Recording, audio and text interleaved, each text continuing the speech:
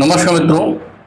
आज मैं नौ ग्रहों में सबसे बड़े ग्रह और ज्योतिष में उसका नाम लेते ही लोगों के माथे से पसीना निकलना शुरू हो जाता है और अक्सर बड़े बड़े ज्योतिषियों को उस ग्रह से डराते हुए मैंने देखा है। आज बात करता हूं शनि ग्रह की। शनि की सबसे बड़ी अदालत आपकी कुंडली में नहीं, आपके चरित्र में लगती है। आज इसी विषय पर चर्चा करूंगा। यदि आज मैं आपके सामने एक प्रश्न पूछूं, शनि आखिर न्याय किसका करते हैं, तो अधिकांश लोग कहेंगे कर्म का, कोई कहेगा साढ़े साती का, कोई कहेगा ढैया का, कोई कहेगा दशा का। लेकिन मैंने जो कई कुंडलियों के अध्ययन से एक अनुभव प्राप्त किया, वो अलग सत्य पर पहुंचा है। शनि कर्म का न्याय के बाद में करते हैं। शनि कर्म का न्याय बाद में करते हैं। सबसे पहले वो चरित्र का न्याय करते हैं, क्योंकि एक ही कर्म दो व्यक्ति करते हैं, फिर भी दोनों का फल अलग क्यों होता है। दोनों व्यापार करते हैं, दोनों नौकरी करते हैं, दोनों दान करते हैं, दोनों पूजा करते हैं, दोनों मेहनत करते हैं, फिर भी एक ऊंचाइयों तक पहुंच जाता है और दूसरा संघर्ष में रह जाता है। अंतर कर्म का नहीं था, अंतर चरित्र में था। यही वह स्थान है जहां शनि की वास्तविक अदालत प्रारंभ होती है। संसार आपकी सफलता देखता है, लेकिन शनि आपका सत्य देखता है। संसार आपकी प्रसिद्धि देखता है, शनि आपका नियत देखता है। संसार आपकी वाणी सुनता है, शनि आपका मौन भी सुन लेते हैं। इसलिए मैं ऐसा सोचता हूँ और ऐसा कहता हूँ, शनि को धोखा देना असंभव है, क्योंकि वो कर्म से पहले मन को पढ़ते हैं। लोग कहते हैं शनि देर कराते हैं, मैं कहता हूँ नहीं, शनि आपको पकाते हैं। कच्ची मिट्टी से घड़ा तुरंत नहीं बनता है, पहले उसे गूंथा जाता है, फिर चाक पे घुमाया जाता है, फिर आग पे तपाया जाता है, तब कहीं जाकर वह जल रखने योग्य बनता है। यदि ईश्वर आपको बिना तपाए ऊंचाई दे दे, तो ही ऊंचाई आपका पतन बन जाएगा।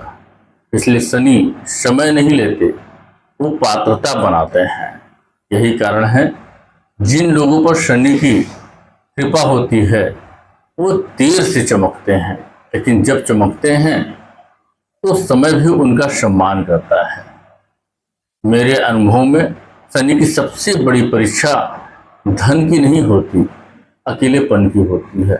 एक समय ऐसा आता है जब आपके पास कोई नहीं होता है, मित्र दूर हो जाते हैं, परिवार समझ नहीं पाता है, समाज आपकी नियत पे प्रश्न उठाता है।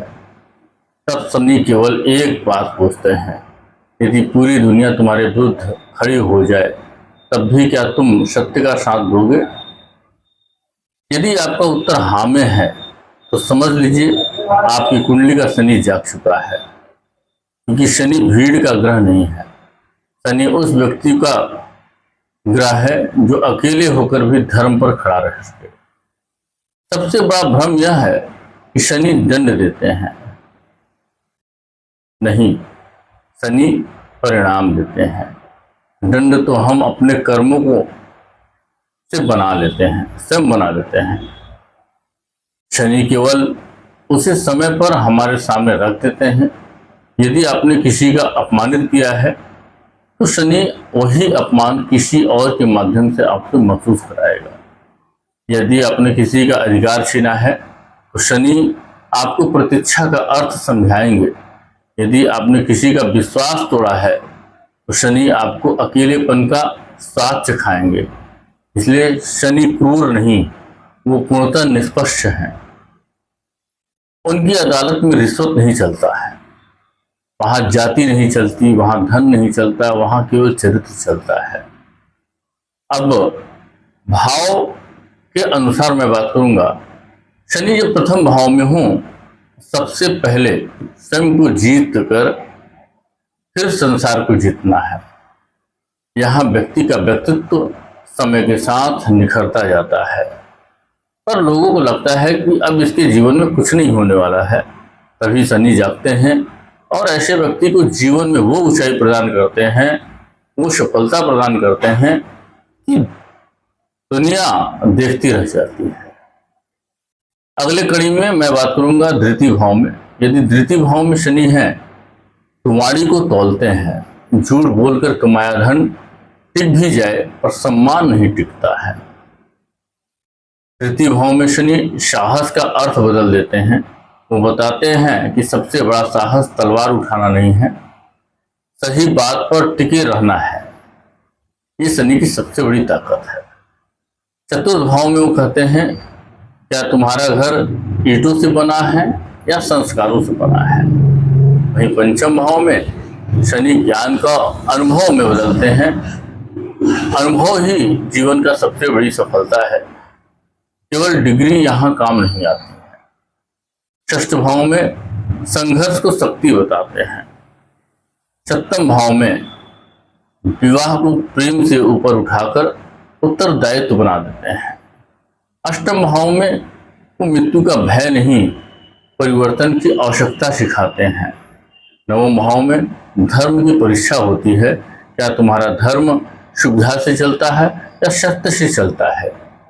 दशम भाव में शनि पूछते हैं, यदि तुम्हारी पद चली जाए, तुम्हारी प्रतिष्ठा चली जाए, तब भी क्या तुम्हारा कर्म वैसा ही रहेगा जैसे अभी आपको दिखाई दे रहा है।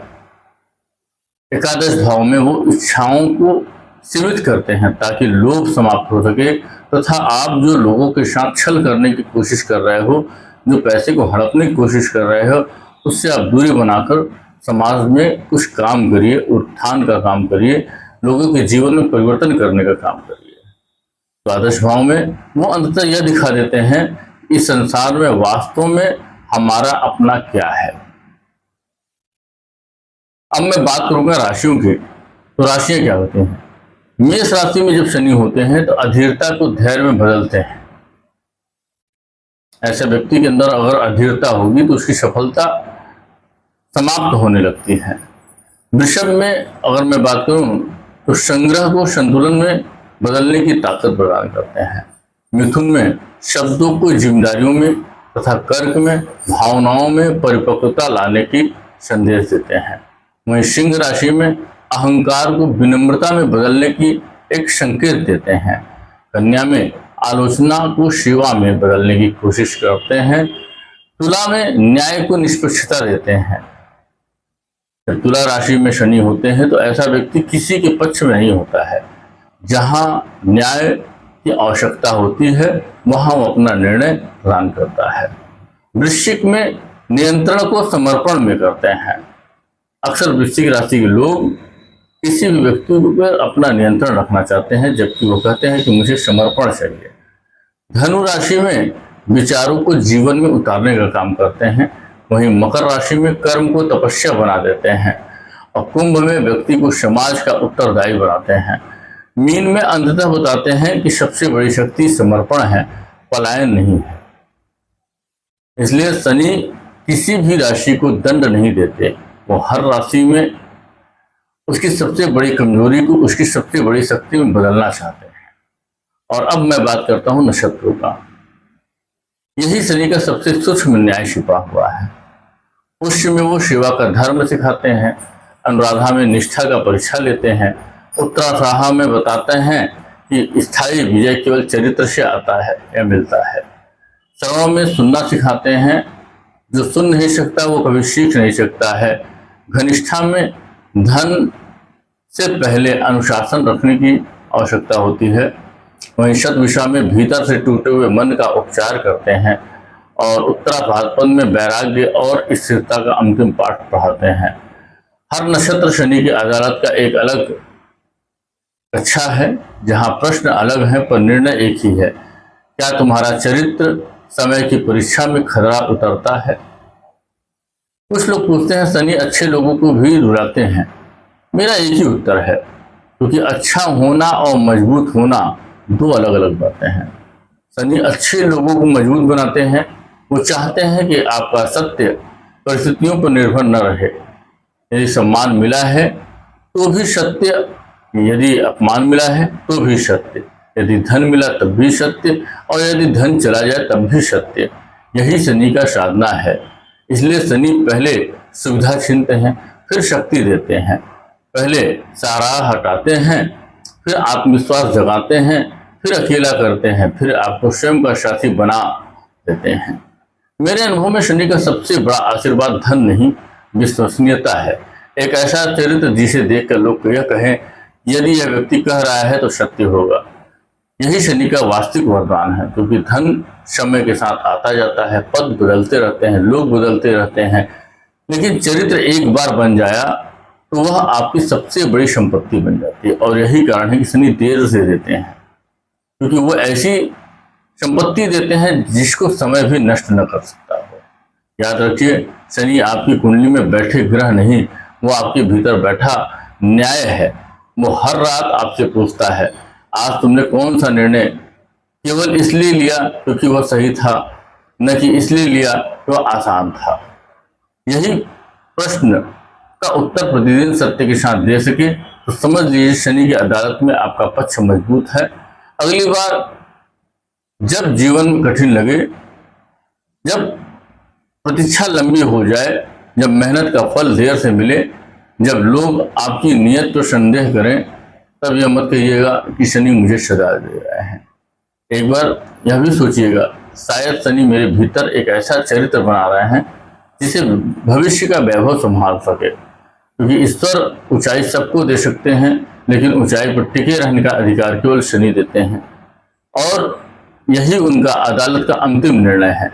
यही कारण है कि हमारे देश के प्रधानमंत्री यशस्वी अटल बिहारी वाजपेयी जी, लाल बहादुर शास्त्री जी, अन्य बड़े बड़े नेताओं और उद्योगपतियों की कुंडलियों में आपने देखा होगा कि शनि की बड़ी दृढ़ संकल्प लेने की क्षमता उनके अंदर रहती है, और ऐसा व्यक्ति हमेशा न्यायप्रिय होता है, उचित बात को कहने का साहस रखता है, तथा सत्य के साथ खड़े रहने की उसमें एक अद्भुत क्षमता होती है। और यही क्षमता उसे नेतृत्व प्रदान करता है। यही क्षमता उसे देश में, समाज में, परिवार में तथा संगठन में एक मजबूत स्तंभ के रूप में खड़ा करता है।